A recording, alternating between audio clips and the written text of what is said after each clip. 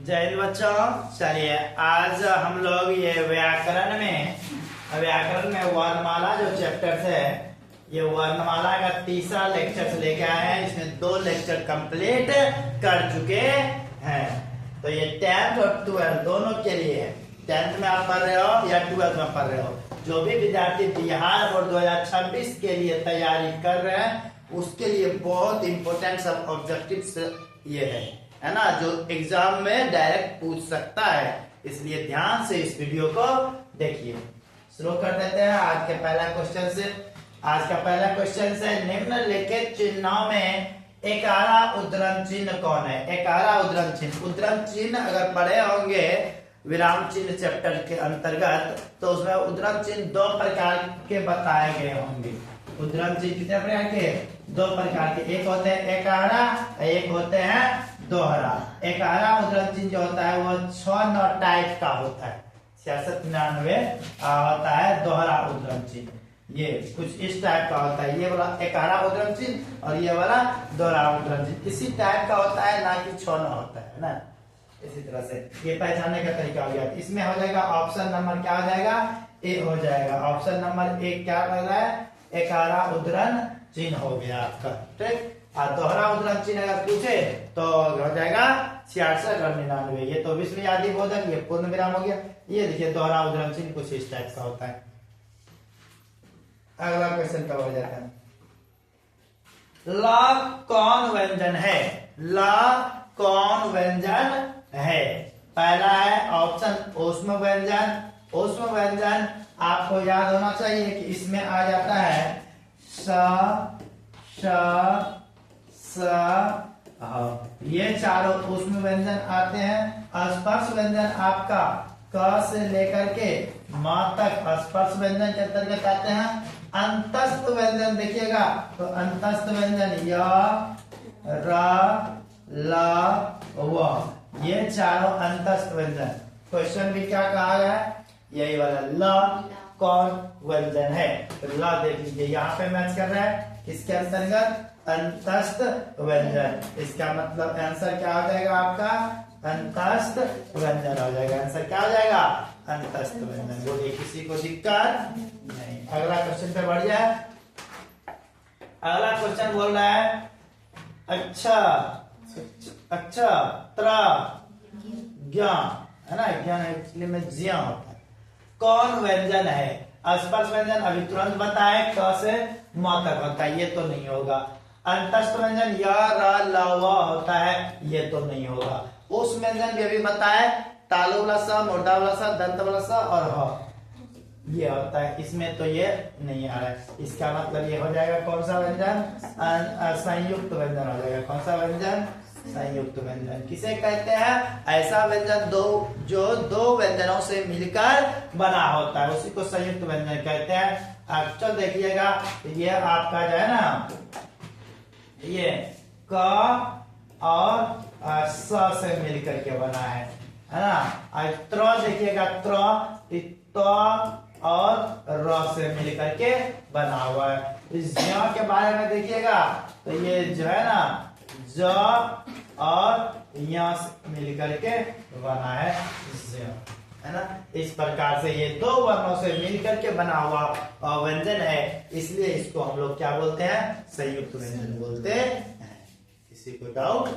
आगे क्वेश्चन आगे कह रहा है, वर्णों के उच्चारण समूह को क्या कहते हैं? वर्णों के उच्चारण समूह को क्या कहते हैं? वर्णमाला है पहला। वर्णमाला बोलते हैं वर्णों के व्यवस्थित क्रम को, व्यवस्थित समूह को। यह उच्चारण समूह, ये कौन सा समूह बोल रहा है? उच्चारण समूह। तो इसका हो जाएगा ध्वनि। क्या हो जाएगा? ध्वनि। ऑप्शन नंबर बी होगा, है ना, ध्वनि आपका हो जाएगा।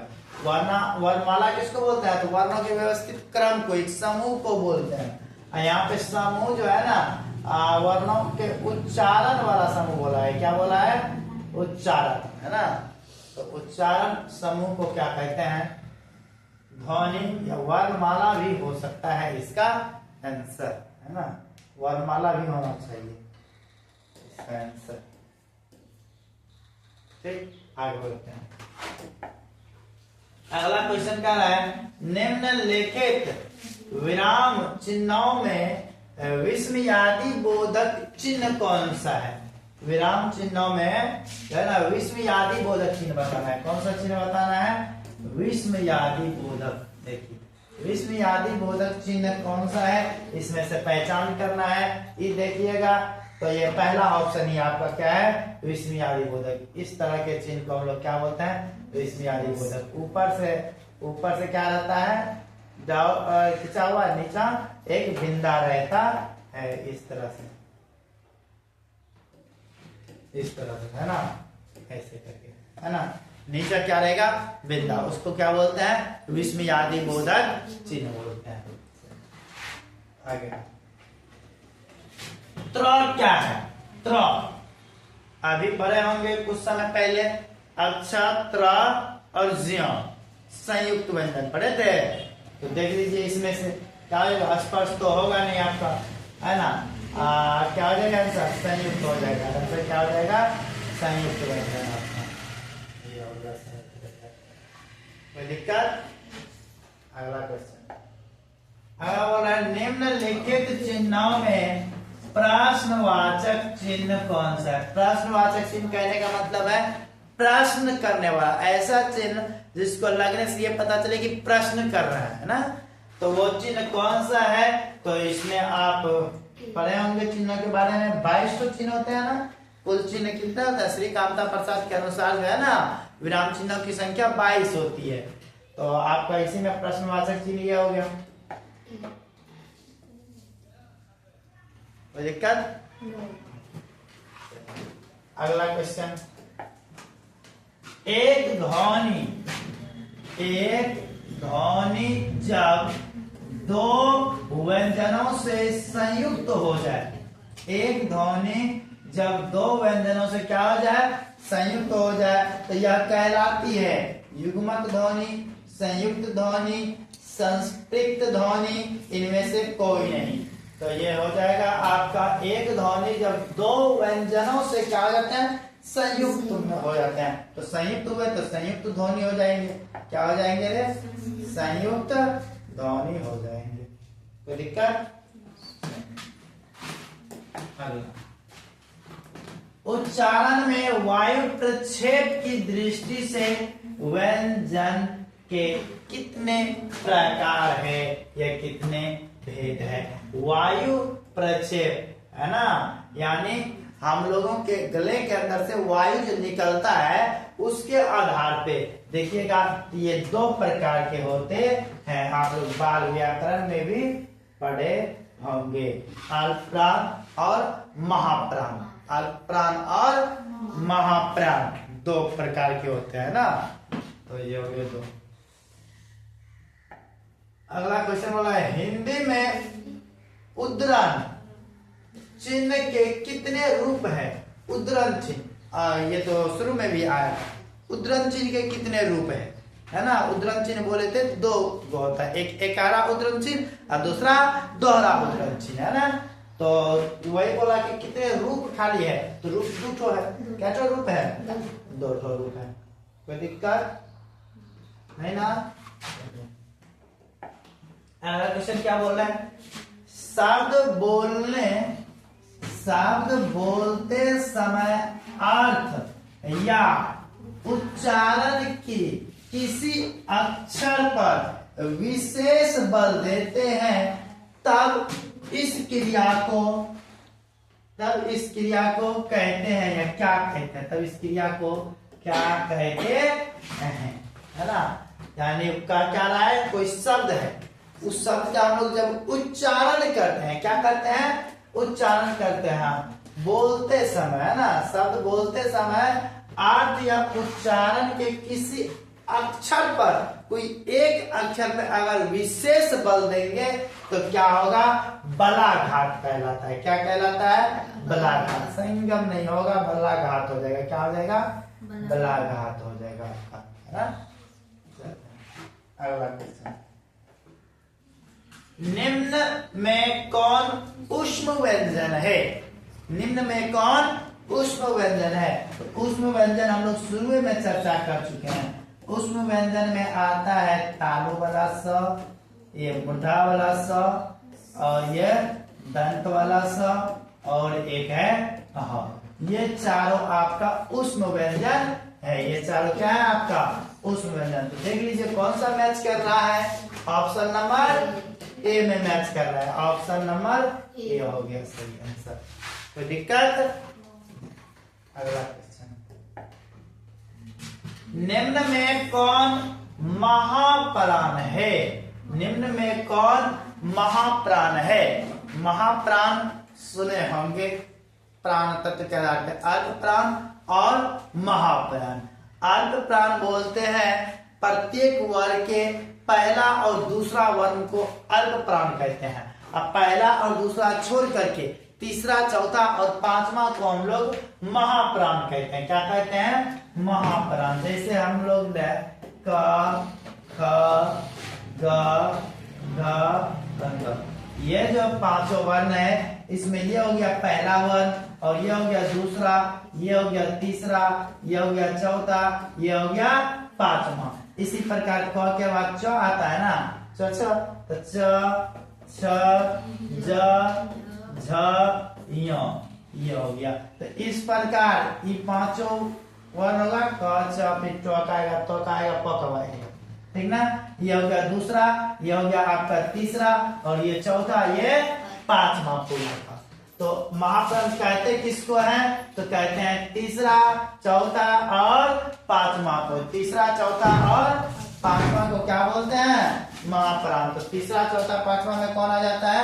ऑप्शन नंबर सी आ जाएगा, है ना। ऑप्शन नंबर क्या आ जाएगा? सी आ जाएगा। ये हो जाएगा द आपका, है ना। ये तीसरा वर्ड हो गया। ओके, चलिए अगला क्वेश्चन। अगला क्वेश्चन बोल रहा है कि ज का उच्चारण स्थान क्या है? इस बार क्या पूछा गया? उच्चारण स्थान। तो ज का पूछा, ज कौन से वर्ग का है? ज आपके च वर्ग का है। कौन से वर्ग का है? च वर्ग का। और पूरे च वर्ग देखिएगा, तो पूरे च वर्ग आपका जो है ना उच्चारण तालु से होता है। कहां से होता है? तालु से होता है ना। तो आंसर क्या हो जाएगा? बी। कंठ से तो इसका उच्चारण नहीं होता है, ना ही ओष्ठ से होता है, ना ही मूर्धा से। मूर्धा से तो ट वाला आता है, ट, ठ, ड, ये सब आता है किससे? मूर्धा से आता है, ठीक ना। ये सब किससे आता है? मूर्धा से आता है। तो तालु हो गया। अगला क्वेश्चन, अगला क्वेश्चन है, निम्न में कौन पंचमाक्षर है? निम्न में कौन पंचमाक्षर? पंचमाक्षर किसको बोलते हैं? वही प्रत्येक वर्ग के जो पांचवा नंबर पे आने वाला वर्ण था, पांचवा नंबर पे, तो वो होता है पंचमाक्षर। वो कौन सा होता है? पंचमाक्षर। देखिए 5 नंबर पे आने वाला इसमें कौन है? तो आप बना सकते हैं 6, ये तो 2 नंबर पे आता है 6 वर्ग में, है ना। तो ये तो पहला ही है। स, तो ये तो हो गया वो ऊष्म व्यंजन, है ना। आपका ये हो गया पंचमाक्षर। आपका ऑप्शन नंबर क्या हो जाएगा? डी हो जाएगा, पंचमा अक्षर। कोई दिक्कत किसी को? अगला क्वेश्चन कह रहा है उ का उच्चारण स्थान। ये किसका उच्चारण स्थान पूछ रहा है? उ का। उ जो है आपके स्वर है। क्या है?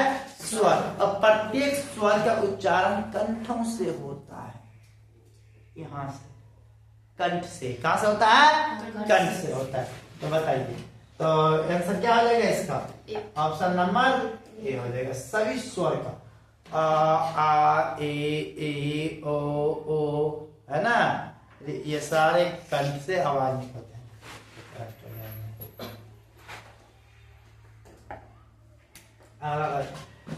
निम्न में कौन ऊष्म व्यंजन है? ऊष्म व्यंजन देखिए फिर से पूछा है ना।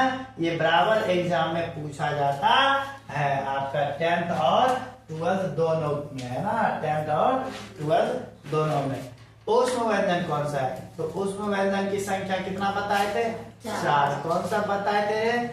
तालु वाला स, मूर्धा वाला स, दंत वाला स और ह। देख लीजिए इसमें कौन सा मैच कर रहा है? ऑप्शन नंबर बी मैच कर रहा है ना। ऑप्शन नंबर बी हो गया। किसी को कोई दिक्कत नहीं, आगे बढ़ जाता है। अगला क्वेश्चन बोल रहा है स्पर्श व्यंजनों की संख्या कितनी होती है। शुरू में हमने बात इंडिकेट किए थे कि संख्या भी ऑब्जेक्टिव में पूछ देता है। अभी पूछा है किसका, स्पर्श व्यंजन। तो स्पर्श व्यंजन कहां से कहां तक होता है। स्पर्श व्यंजन आपका क से लेकर के म तक होता है ना। ये सारे स्पर्श व्यंजन। तो क में देखिएगा 5 वर्ण आएगा, क ख ग घ, है ना। ये 5 हो गए। फिर च में च छ ज ज य, ट ठ ड ढ न, त थ द ध न, प फ ब भ म।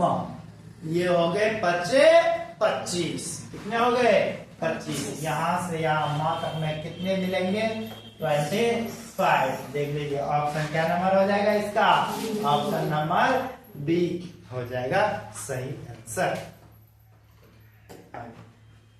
निम्न में कौन वर्ण अल्प प्राण है। अल्प प्राण महाप्राण पे चर्चा कर लिए हैं, है ना। अल्प प्राण कौन है, बोले थे प्रत्येक वर्ग का पहला और दूसरा अल्प प्राण के अंतर्गत आते हैं, है ना, जिसमें हवा कम मात्रा में निकलता है।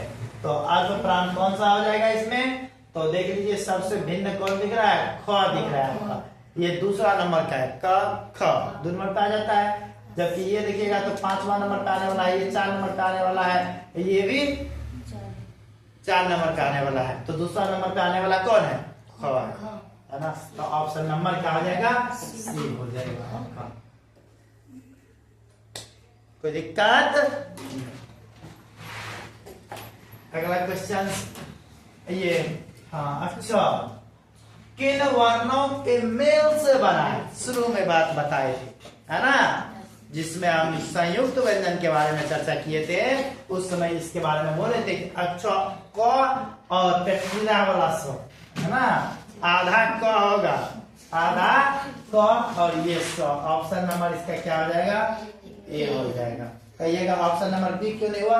देखिएगा इसमें पूरा क है, क क्या है, पूरा। पूरा क मतलब हलंत लगेगा तब आधा होगा, हलंत नहीं लगा हुआ है किसी व्यंजन में, इसका मतलब वह व्यंजन में स्वतः और लगे चुका है, यानी वह पूरा। तो ये तो नहीं होगा, है ना आपका। उसके बाद ये वाला स्वर नहीं होगा, ये भी नहीं होगा, क्या हो जाएगा। आगे लास्ट क्वेश्चन पे, है ना, ये आपके वर्णमाला चैप्टर का लास्ट क्वेश्चन है। 43 क्वेश्चन है ना, 43 10 जो पहला लेक्चर वाला गिनती नहीं हुआ है 10, उसमें लगभग 53 ऑब्जेक्टिव जो है ना आपको वर्णमाला चैप्टर का करवाया गया। ये 53 ऑब्जेक्टिव आप अच्छे से अगर ध्यान से सुन लेते हैं तो वर्णमाला से पूछे जाने वाले हर एक ऑब्जेक्टिव आप बना सकते हैं, है ना। चाहे वो ऑब्जेक्टिव हम नहीं भी लिए हैं ना 53 में, अगर वो भी ऑब्जेक्टिव पूछता है तो आप उसको बना सकते हैं, क्योंकि इसी से रिलेटेड वो भी होगा। अगर इसको ध्यान से आप सुन लेते हैं, समझ लेते हैं और याद कर लेते हैं तो, है ना। तो चलिए ये आपका लास्ट क्वेश्चन देख लेते हैं। री का उच्चारण स्थान क्या है। री आपका आता है स्वर में, किसमें आता है, स्वर में, है ना। तो स्वर का उच्चारण स्थान हम बोले थे, क्या बोले थे, कंठ होता है। स्वर का क्या होता है, कंठ होता है ना। तो इसका भी क्या हो जाएगा, कंठ हो जाएगा। तालु नहीं, मोजा नहीं, दंत नहीं होगा, है ना। तो इस प्रकार से ये हम लोग कुल 43 ऑब्जेक्टिव्स को कंप्लीट कर लिए हैं। अगर आप यहाँ तक समझ गए हैं तो आप अपने मित्रों को भेज करके, जो 10th और 12th में पढ़ाई करते हैं, जो इस बार 2026 में बोर्ड एग्जाम देंगे, उसको आप भेज करके उसको कह सकते हैं कि आप इसको देख लीजिए ताकि सही से समझ सकते हैं। फिलहाल के लिए आपको यह वीडियो यहाँ तक देखने के लिए बहुत बहुत धन्यवाद ना।